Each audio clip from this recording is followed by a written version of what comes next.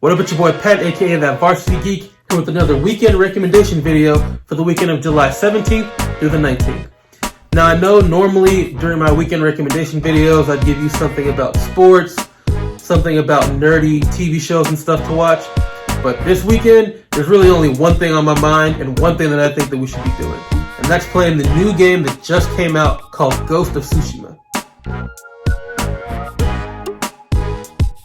Now, Ghost of Tsushima is the new open-world action RPG that dropped today, July 17th, by developer Sucker Punch. And if you're unfamiliar with Sucker Punch, they gave you games such as the Sly Cooper series, the Infamous series, and games like that. And so they're responsible for games. They're a really established gaming company, and this is such a hype game that I decided this is the only recommendation that I really wanted to give you for this weekend. Now, Ghost of Tsushima is set in Japan in the year 1274.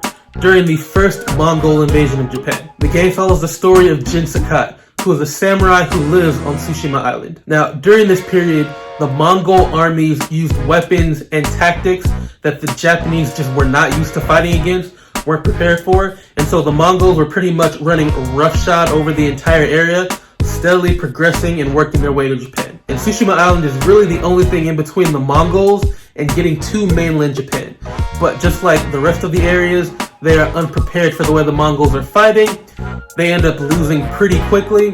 And so the Mongols are setting up shop on Tsushima Island, trying to gain their strength, trying to recuperate, and trying to get ready for an invasion on mainland Japan. And now this is where Jin comes in, because he's one of the few survivors of his clan on Tsushima Island after the Mongols invaded it. And so he's one of the only people left who is really able to fight. Now, realizing that the way that he previously trained and the previous way that he fought was just not going to cut it against the Mongols, he decided that he had to switch things up and figure out a different way to fight. And so he decides to learn the way of the ghost, which revolves around using guerrilla tactics and stealth and confusion to really defeat your enemies by sneaking up on them, surprising them, getting them all confused, and getting them just flustered in their mind. I mean, he's pretty much setting out to make himself the boogeyman for the Mongols. Now, the gameplay for Ghost of Tsushima follows a third-person action stealth RPG style.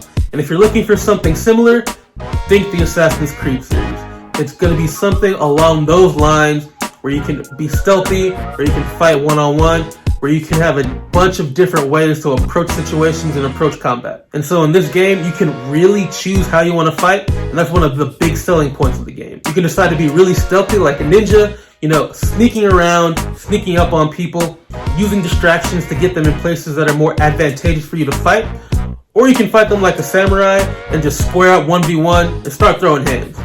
Now, you're not really going to throw hands, you're going to be using weapons, but that's pretty much what you would do in this situation. Just like, you, me, we gotta finish this right now. And the game has many unique items, weapons, and armors that allow you to do just that. All these different items play very differently and allow you to craft whatever playstyle that you want. There are certain lighter armors that help you blend in more, help you be quieter when you're sneaking around, but aren't really great for defense because they're made of leather or they're made of other materials that aren't as sturdy. You can use firecrackers to distract enemies or to get enemies to come to an area that you want to fight them at. Again, being somewhere that's more advantageous for your way of sneaking around, fighting, and being stealthy like that.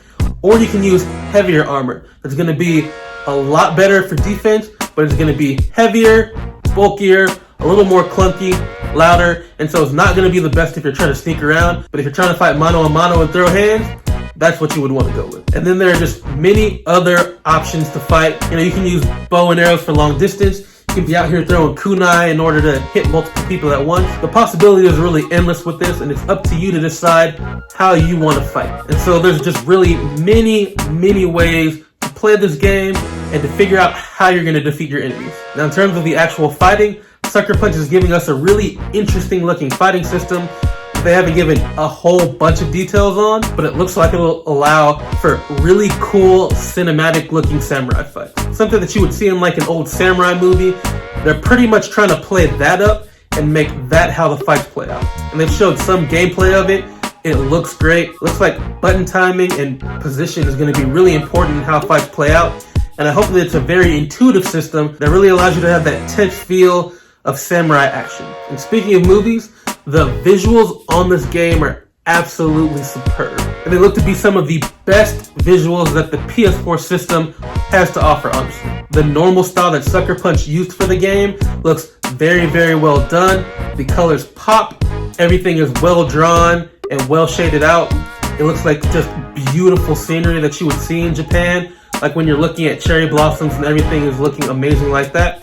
And they even have a different cinematic mode, which allows you to play the game in black and white, and really is meant to take you back to those old school kung fu and samurai movies, and you can play the entire game that way. So Sucker Punch really did a great job with the visuals, and you can tell that it was a key thing that they wanted to pay attention to, bringing back some of that nostalgia from when you were watching shows like that when you were younger, or when you were older, depending on when it came out, but definitely playing on the visuals as a huge part of the game. And like I said earlier, this is an open world game. And according to the developers, you'll be able to go to any place on the map at any given time. And it'll be interesting to see how the developers kind of maneuver around this. When you have open worlds like that, it's really important to keep people from going to certain places too early in the game. So it'll be interesting to see if they use level walling in order to stop that, or if the game will be dynamic and adjust based on where you're going at what time. Regardless, it should be something that'll be fun to play through, and it'll definitely be interesting to see how the developers allow you to go full open world while also keeping the story progressing in the way that they want it to. And an interesting thing that they're doing with this game is that there are no waypoints. So similar to Red Dead Redemption, your only mode of transportation is going to be either walking or riding a horse. And that should be fun. It'll definitely play up the realism of the environment and everything that's going on, not being able to just jump someplace and quick travel. I just hope that it doesn't become tedious and trying to travel back and forth across places, because if Tsushima Island is going to be really big, it might be difficult for you to go back and forth between places as you're trying to go and do missions, as some sub-missions and things like that play out. So hopefully it just doesn't become tedious, but I'm sure that they thought of that. Now, this has been one of the most highly anticipated games for the PS4, and for good reason. At every single step of the way, we were hearing good news. The visuals were good, the gameplay was looking good, Sucker Punch was giving us things that we would really like to hear, and even though it was delayed from releasing at the end of June to releasing now, it's something that a lot of people, including myself, have been looking forward to. It plays right into a lot of my taste.